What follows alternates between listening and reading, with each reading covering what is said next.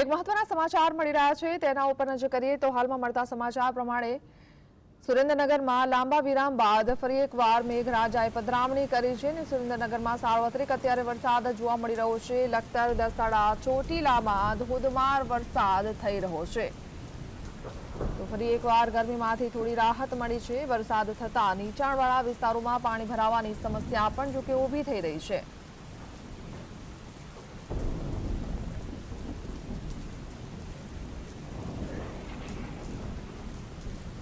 તો હવામાન વિભાગ તરફથી જે રીતે આગાહી કરવામાં આવી છે આગામી 5 દિવસ મધ્યમથી ભારે વરસાદ રહી શકે છે ત્યારે સુરેન્દ્રનગરમાં ફરી એકવાર વરસાદે દેખા દીધી છે।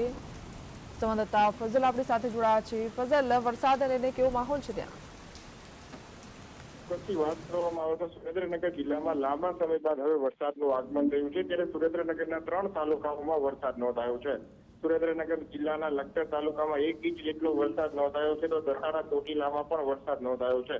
ત્યારે એક તરફ સુરેન્દ્રનગર જિલ્લામાં છેલ્લા 15 દિવસથી વરસાદ ખેંચાયો હોવાના કારણે ખેડૂતોના ડાંગર, કપાસ અને મગફળી જેવા પાકો સુકાઈ રહ્યા હતા। ખેડૂતોના જીવ તાળવે ચોંટી ગયા હતા। એક તરફ મોંઘાદાટ બિયારણોની ખરીદી કરી અને ખેડૂતોએ વાવેતર કર્યું હતું અને વરસાદ ન આવતા સુકાઈ રહ્યા હતા, પરંતુ છેલ્લી 24 કલાકમાં જે વરસાદી સિસ્ટમ સક્રિય થઈ છે જેને લઈને લખતરમાં 1 ઇંચ જેટલો વરસાદ પડ્યો છે। દસાડા ચોટીલામાં પણ સારો વરસાદ પડ્યો છે। જોકે તંત્રની કામગીરીની તોડ છતી થઈ ગઈ છે। લખતરમાં નીચાણવાળા વિસ્તારોમાં પાણી ભરાયા હોય તે પ્રકારના દ્રશ્યો સર્જાયા છે અને લોકો